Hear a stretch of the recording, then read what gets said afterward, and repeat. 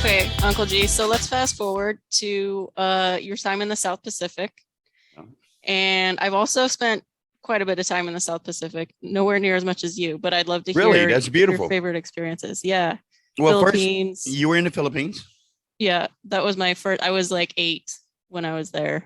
I'm sure with your family? With my brother and my mom. Oh, how cool. How long were you there? 2 months. Really? Yeah. Where in the Philippines? Cebu. We spent like a week in Manila, but Cebu mainly. Yeah. Cebu is more rural for sure. Manila being a big time city. But wow, so when that would have been in the 80s, maybe? That was 94. Ooh, I feel so fucking old. Jesus, man. Like, turn the picture off. I'm taking a picture off. Damn it. What happened, man? It's fucked up. Dude, don't keep getting old because you'll get old. It happens. It really does. Yeah. Not an exaggeration. Okay, so yeah, I was in the Philippines. Love the Philippines. I was fortunate to nobody wanted to go to Guam. Right. And I understand that Guam was in the news just today that they're believing that there is a threat that North Korea or China is going to bomb Guam. Well, that could be a problem. Guam is the closest American. They're actually one of our commonwealths in the region. That's the closest place to the United States you'll be in the South Pacific, Guam. So at one time they were actually going to pull all of their resources out of all of these other bases, Kadena in South Korea, Okinawa, in Japan, and a few others, and the Philippines, because we ended up leaving the Philippines anyway, and put everything on Guam, Saipan, Rota, Truck. These are all our islands, right? And just make a gauntlet. That was under Obama. That was going to be like the thing to do. But politicians stepped in, and you know how that goes. So yeah, the most interesting things that I did, I was fortunate to be in a squadron called VQ1. VQ1 was the world's largest squadron. They're still around. Every single solitary moment, every moment of the day, they have aircraft in the air spying on people, making sure that you're safe.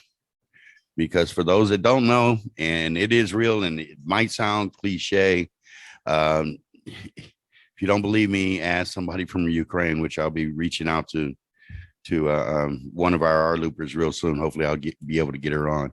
I understand she was in Romania and ended up going back to Kyiv.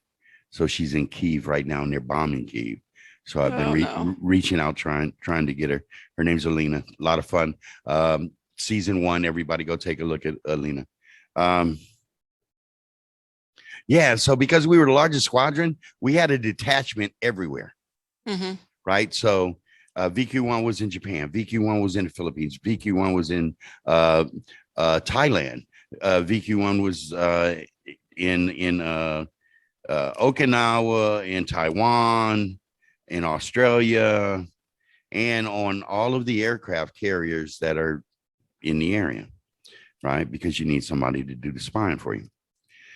Because of that, it was easy for us to travel. All you had to do is just get assigned to one of those detachments that was over there. So, all right, the Philippines. I can't tell you what we did in the Philippines. Okay. Because of the expression. No, they say what happens in Vegas stays in Vegas.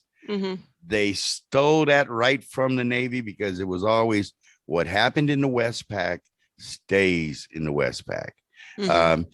The time in the Navy that I was in the Navy was a different type of sailor. We literally, as crude as it might sound, it was all about drinking, fucking, and fighting, Mhm. rape and pillage. We ran amok, and that was just our lifestyle, Mhm. So the Philippines, if you went to a place like Magsaysay, QB Point, Olongapo City, um, it was an adult Disneyland. There was absolutely nothing you couldn't do. And that's, with the exchange rate of 22 to 1. So let me get this right. You're telling me that if I give you $1, you're going to give me $22. Yeah. Okay. Well, why don't I give you $500 and see how that goes? And that's what's known as having peso-nality, Mhm. right? Because now you have enough money to choke a mule, and there is nothing you cannot have in this town. Mhm. Considering that a beer is only 7p, which is 1/3 of a dollar. Mhm. you know so yeah, we spent most of the time, getting in big brawls and just drunken sailors. That's what we were. I you had know quite a different experience. yes, you did. You probably went to all the cultural centers and watched the basket weaving in the rutan Well, and actually, in the Philippines, I was a missionary, oh, so were it you was like okay? praying and putting on skits and handing out tracts and stuff like that. But I But mean, that the was good. culture was just like once kids were out of school, the streets were just lined with kids playing like Chinese jump rope. And, Hmm. at the nighttime, everybody would go like perform the Macarena at all the neighbors' houses, just like going Yeah. up and down the street.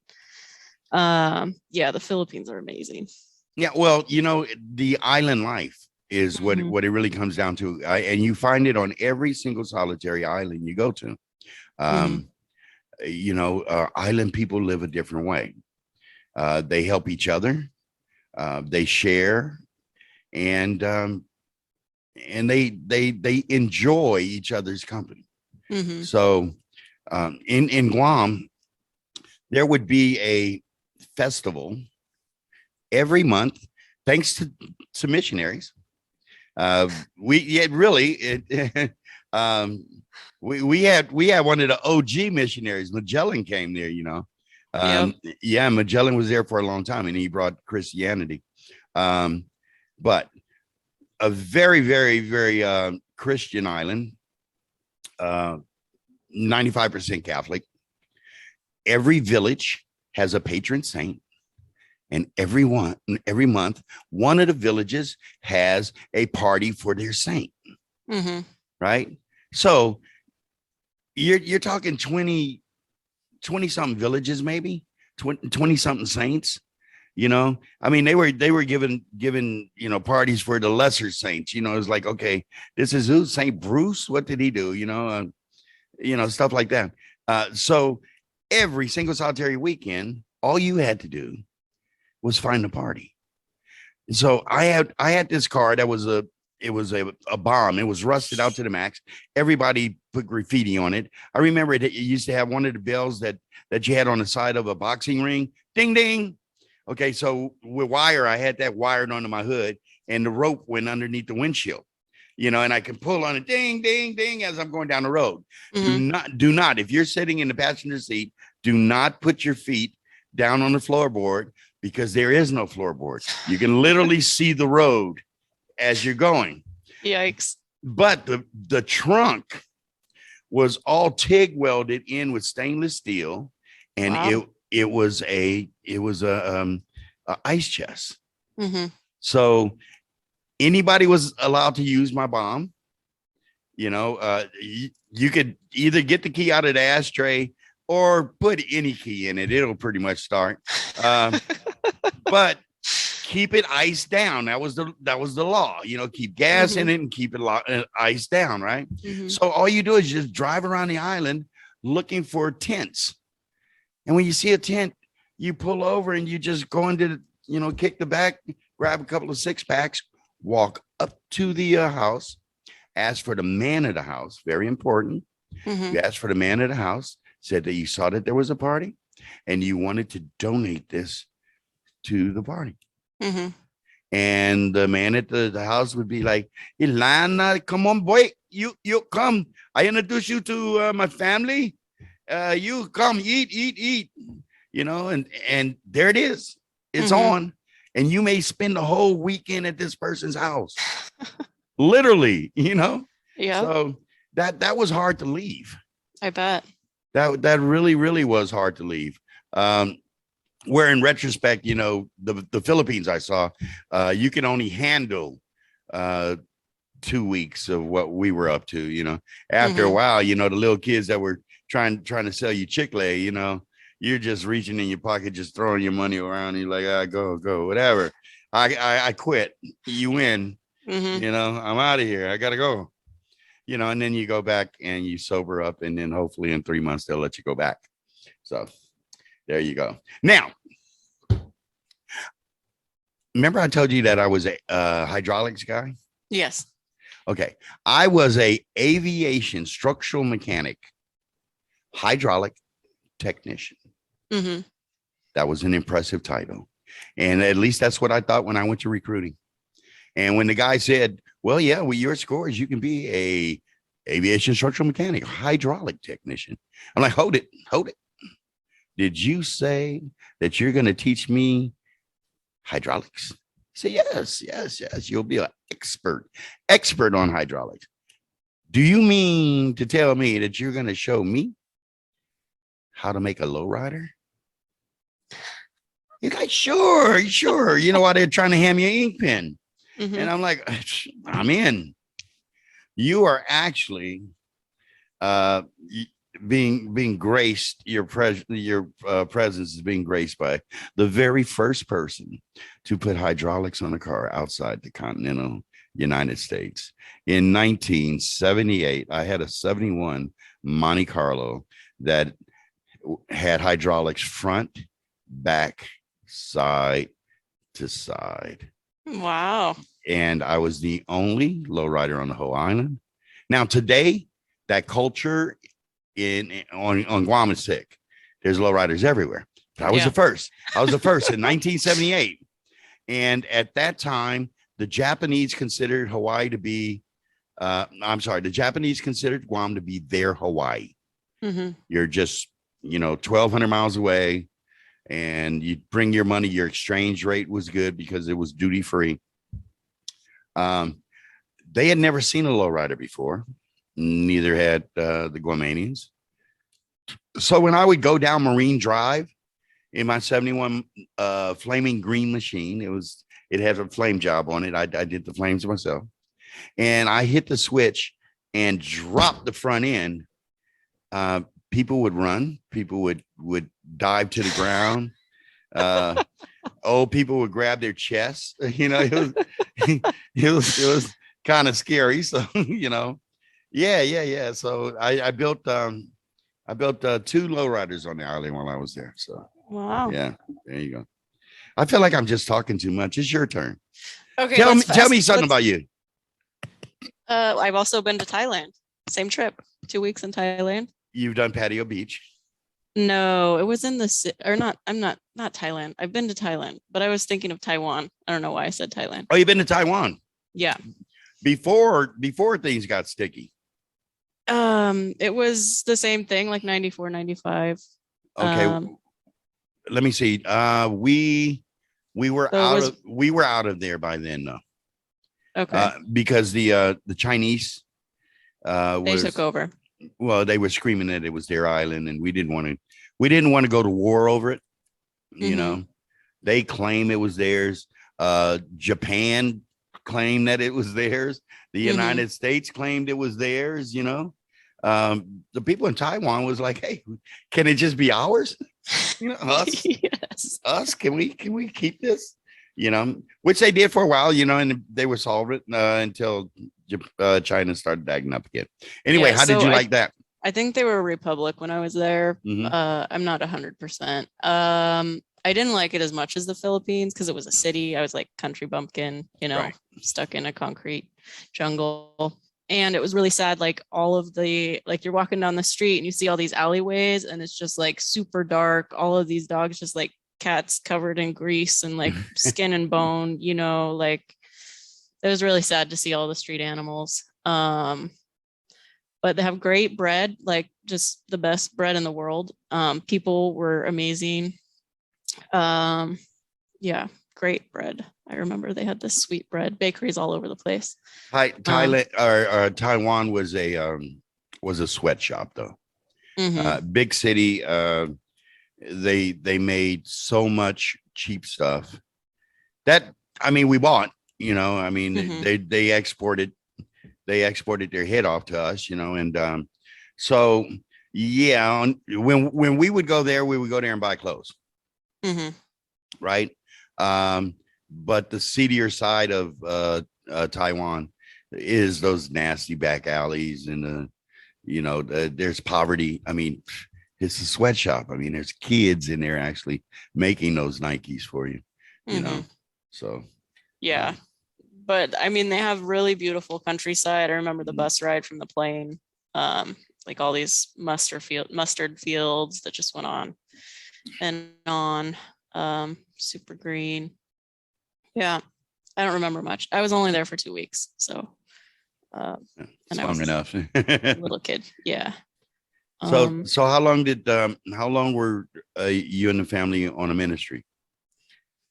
So we were missionaries for a year. It was 6 months of training and then 6 months of like traveling and going back to home base and like learning more and reflecting on your mission or whatever. So we did San Francisco, Mexico, Taiwan, and the Philippines. Where in Mexico? Mexico, we were on the Gulf at this orphanage. It was a really interesting setup. It was just like this giant plantation. They grew all their own food, and there were several households on the property, and each household would have like a family. So all the orphans would have like their own little home, but they would have communal meals. So they would have family meals and communal meals. So they'd go like eat all the food that they grew together and everything, and at like this mess hall. And then I think dinner was with the family, like a more intimate dinner. They did all their own schooling and everything. It was like self-sufficient. So it was pretty amazing. I got really sick. I mean, I got malaria. I got like did you? Parasites. Yeah, really? I got. Yeah, that was quite the adventure. But yeah, malaria couldn't have been fun though. To be out there in so this was kind of like the jungle. But so it was in Mexico, I got like stomach bug and some worms, but in the Philippines, I got malaria and some of those like floor mites. They live on the floor and they get in your skin and kind of like make you scratch a colony, yeah, super itchy. And I didn't actually get treated for the malaria until I had come back to the States, because when I got freaked out when I went to the pharmacist for the floor mites, because you just like walk up to this tent basically and you show him your arm and he's like, oh, here, take this cream. It worked great, but I'm used to like sitting in a doctor's office for 3 hours. Right. Filling out all, so it freaked me out. Even though I was like, was he like hallucinating sick. I was not going to the doctor there. Was he like standing there with a jar, just like here, put some on your hand. There you go. Next. I mean, he gave me a fresh tube, but he looked at it and like just like instantly knew. And I was like, how could you just have it taken care of for like $2 and 5 minutes, But he did. And I don't know, I was just young and dumb. So I didn't get treated for any of that till I came back to the States. It was hell. Yeah. Wow. And you guys did that every year for how long? We only did it one time. Oh, just that one time. Yep. Great experience for you though, right? Oh, yeah. It was amazing. You got to travel, Sorry. No, that's all right. You're making me feel at home. I feel like I'm in South Central. Go for it. and knowing where you're at, because you're kind of in the more rural country setting. I'm actually in San Francisco right now. Are you in Frisco? Yeah, I'm in the Cow Hollow neighborhood right by the marina. Oh, really? Yep. Let me Quite see. nice. How close are you from the wharf? Um, maybe 5 blocks. Takes like 10 minutes to walk down there. All right. So I need you to go down to Nick number 7. Nick's number 7 is the outdoor it's the outdoor fish market.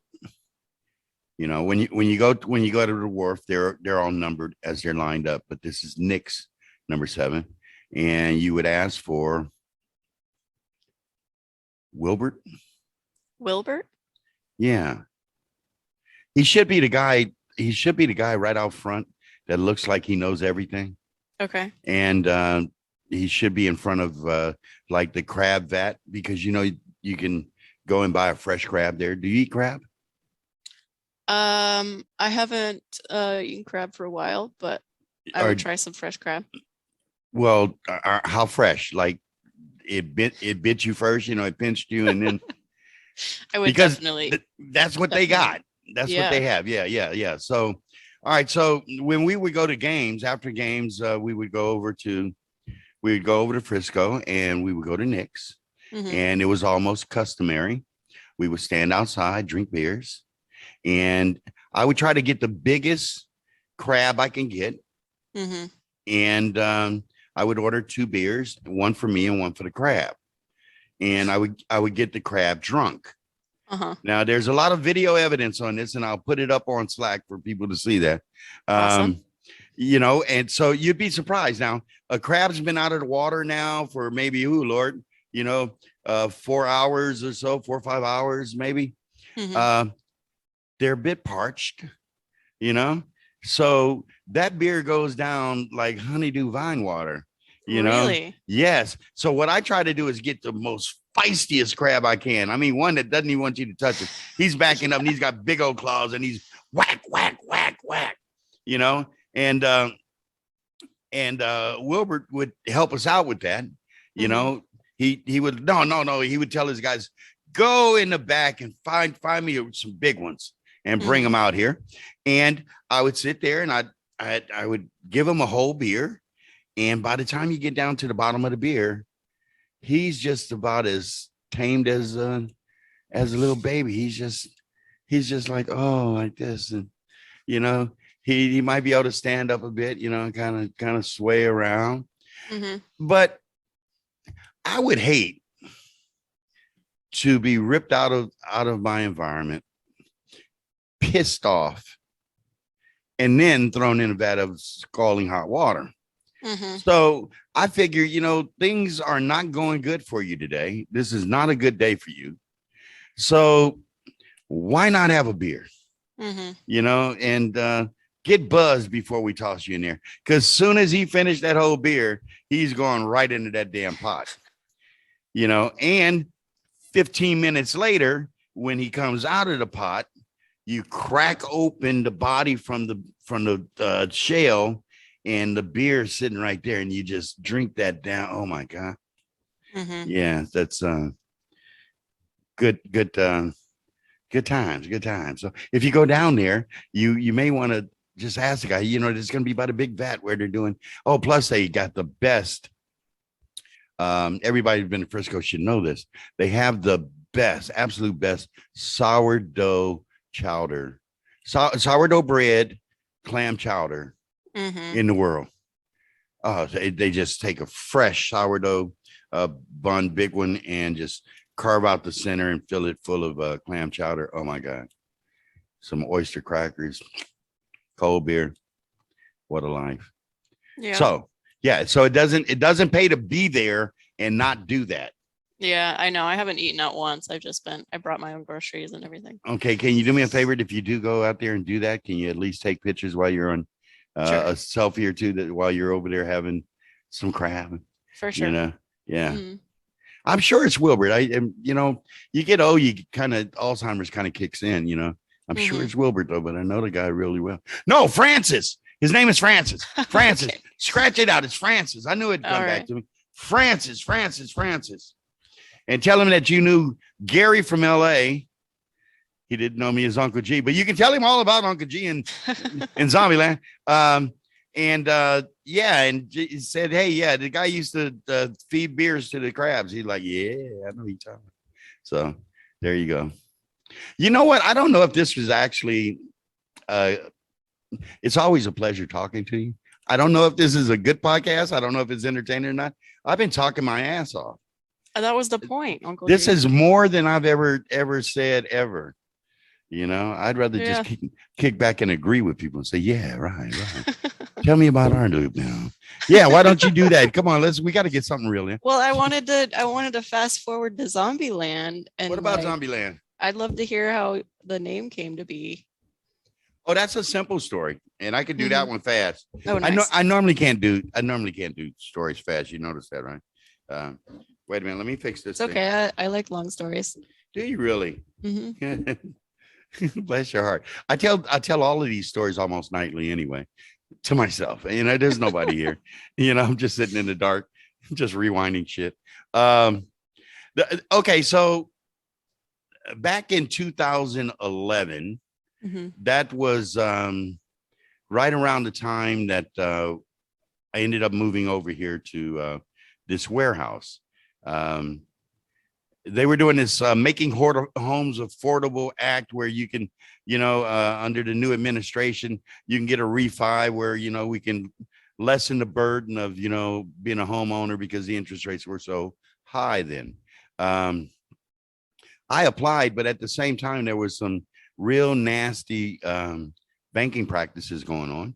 And what ended up happening is in the whole process, myself and quite a few of my neighbors ended up applying for these programs and subsequently lost our homes. Our homes were deemed to be foreclosed on. Now, we all were part of a class action lawsuit later on, but the problem is the banks that were doing it, most of them went under when the market crashed, the second crash in 12.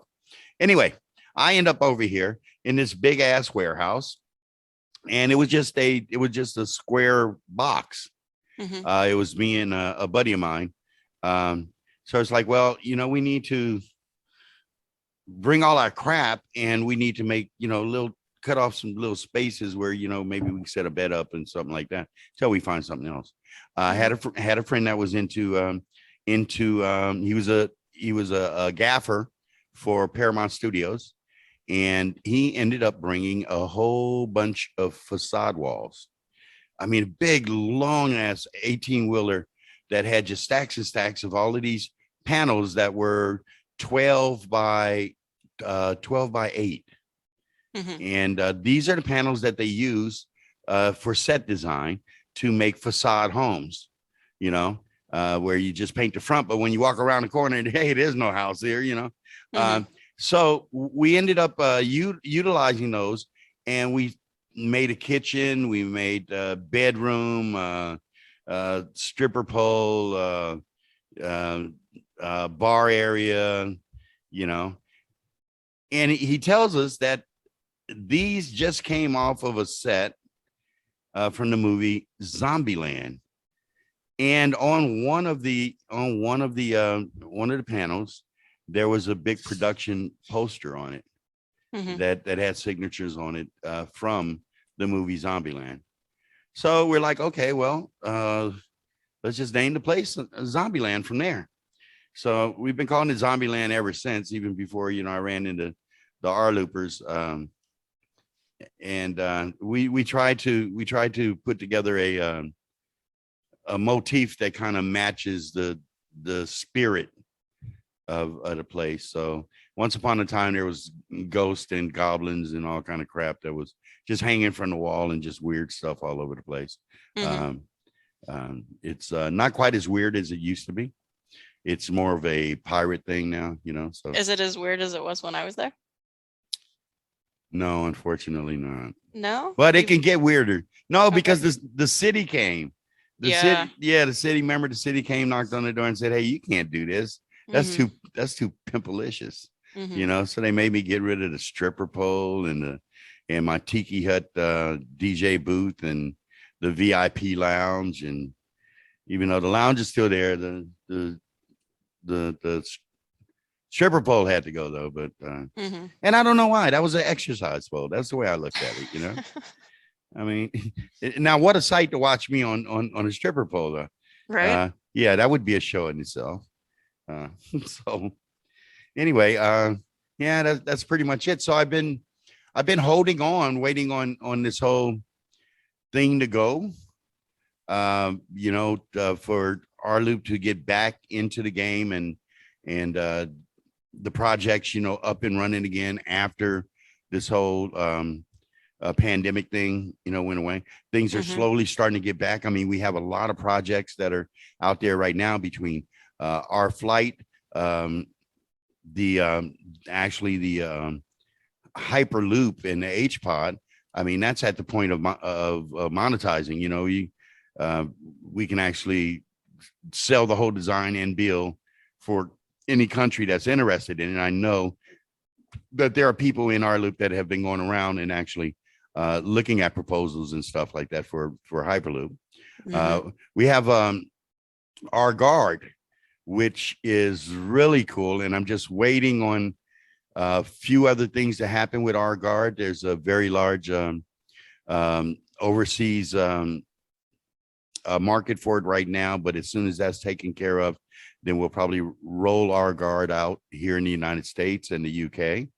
And what our guard is actually a canister that does not kill the it does not kill the coronavirus, but it attenuates it, which, if I said it right, smart people know what I mean. But if I didn't say it right, or you're not smart enough, I had to look it up my damn self. That actually means to change the polarity of it. So in our bodies are positive. We're charged. We're positive cell, negative charge. Right. So when you get one of these viruses in you, it is negative seeking positive seeking negative. So it can attach to your cells. But as soon as it's hit by these beams that come out of the R guard, it reverses that, making it negative seeking positive.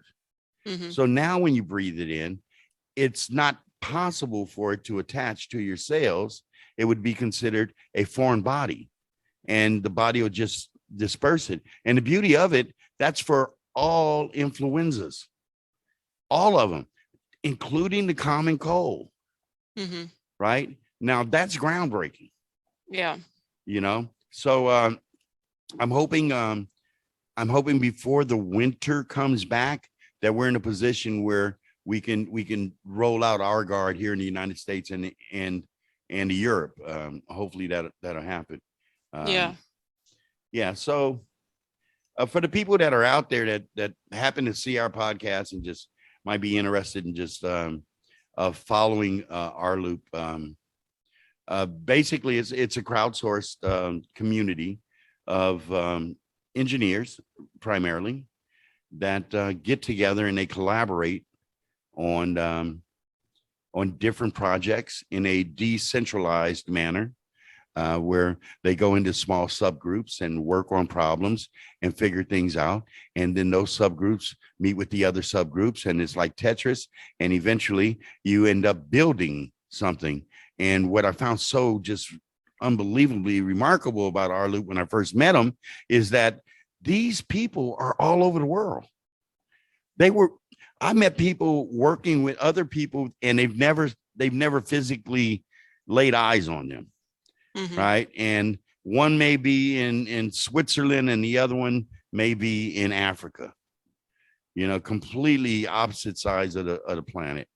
And they're working hand in hand on projects.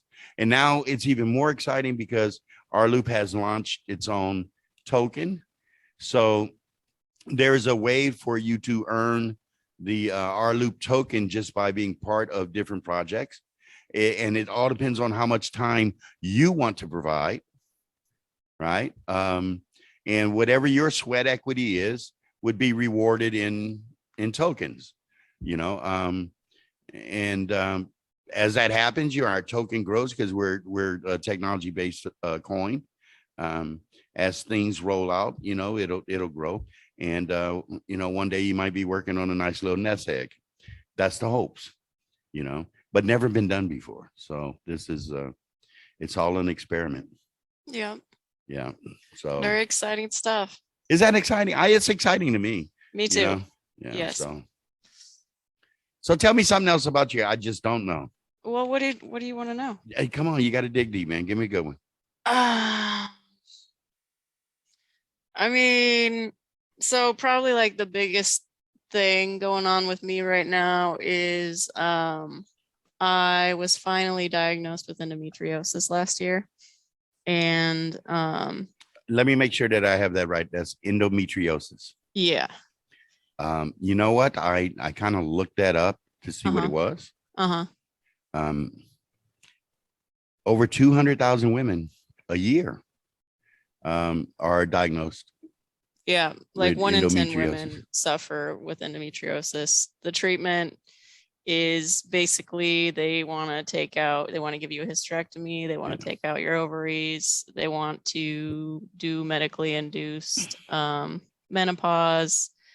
And like me personally, I knew like I knew there's something wrong, like as soon as I hit puberty. And I did like all my own research and figured out exactly what it was by the time I went to my first annual exam.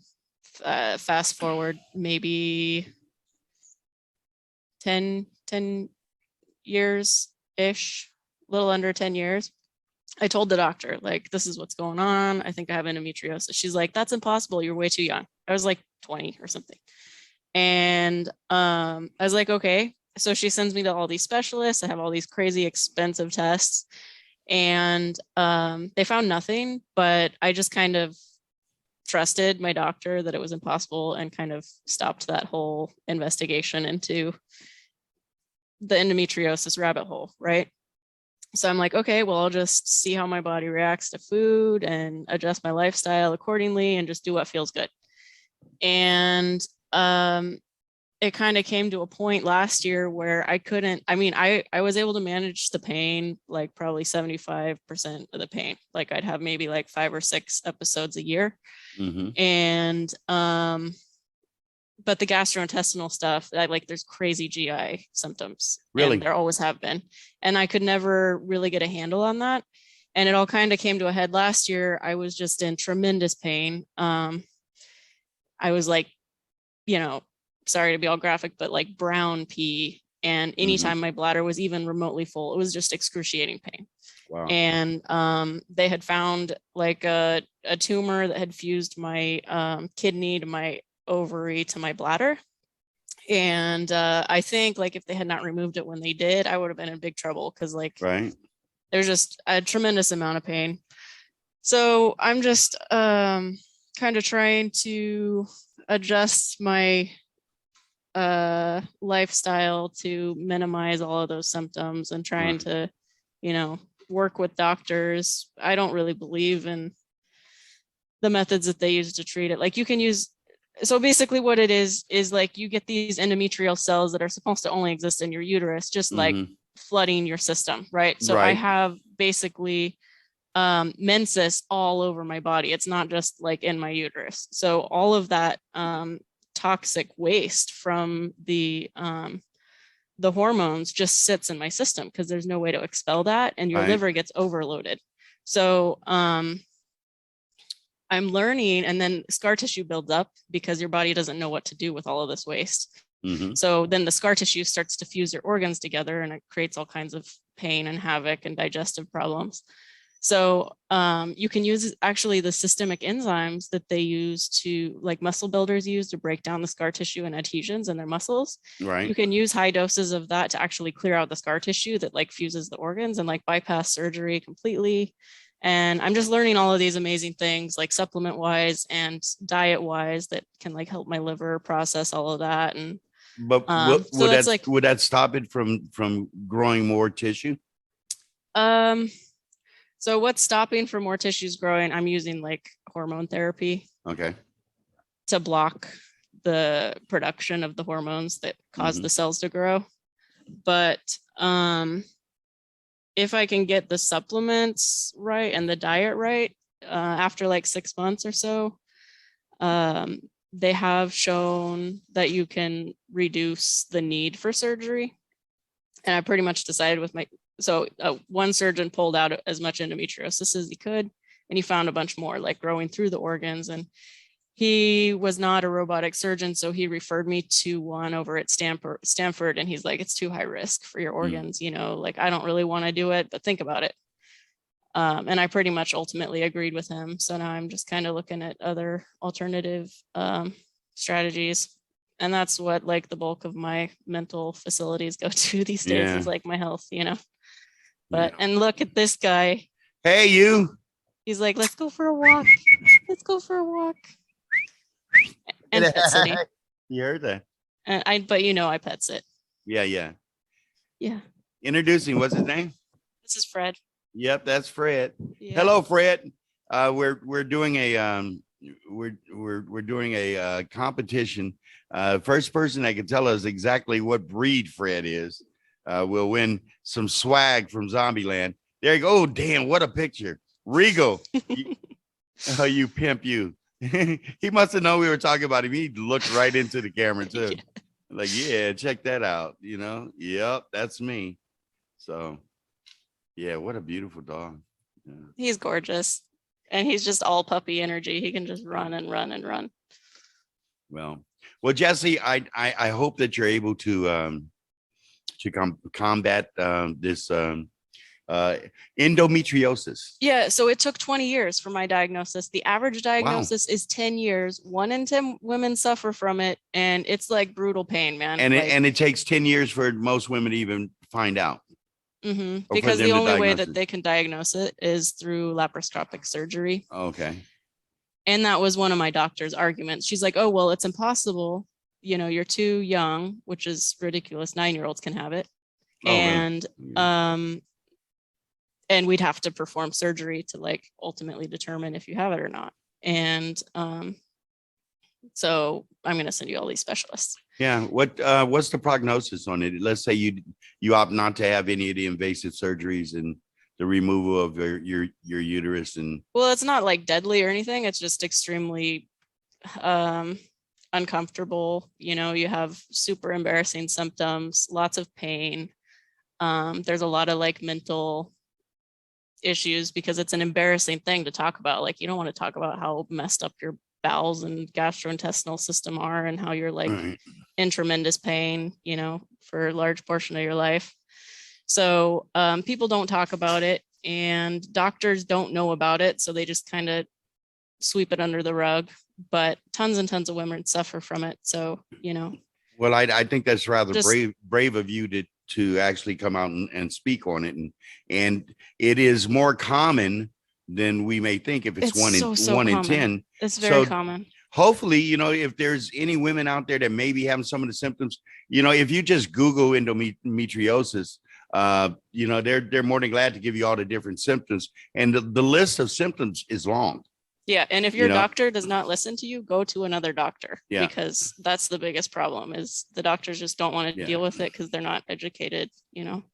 Yeah. So when I was reading up on it, I read a whole section. I'm like, wait a minute, that's what my brother has. That's Crohn's, you know? And I'm like, wait a minute. No, but he doesn't have a uterus. Well, he does act like a bitch. And I shouldn't say that.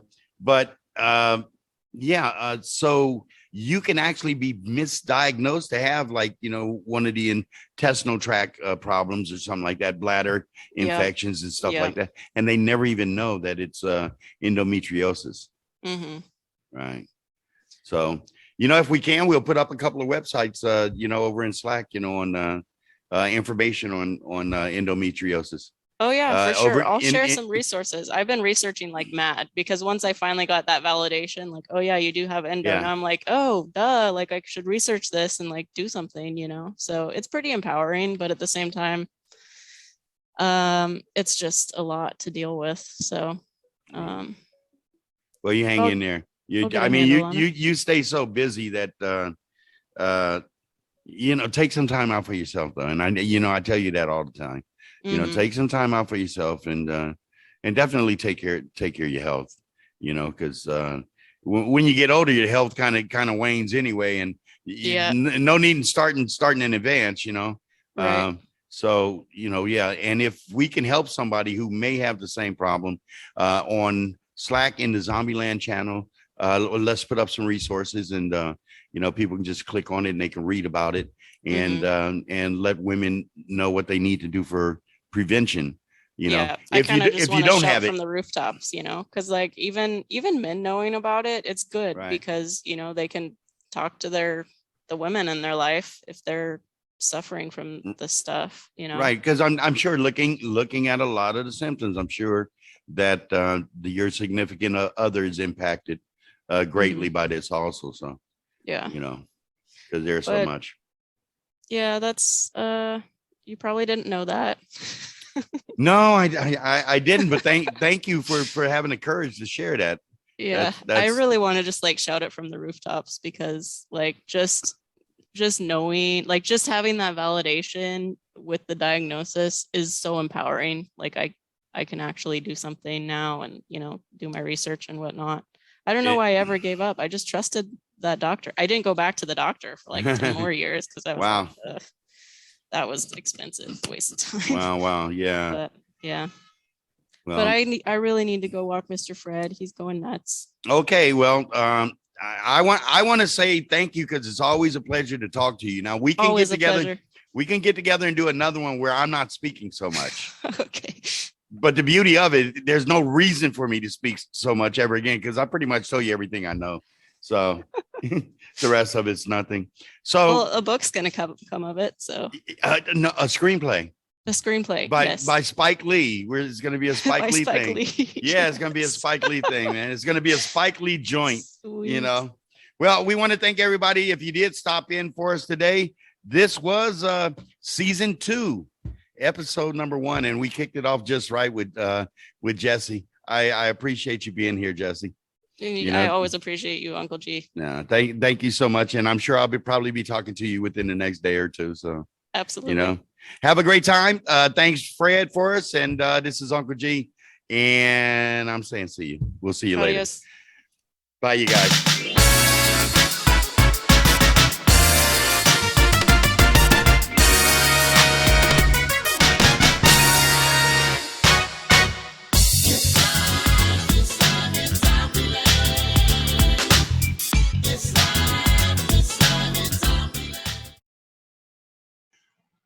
Toodle pips.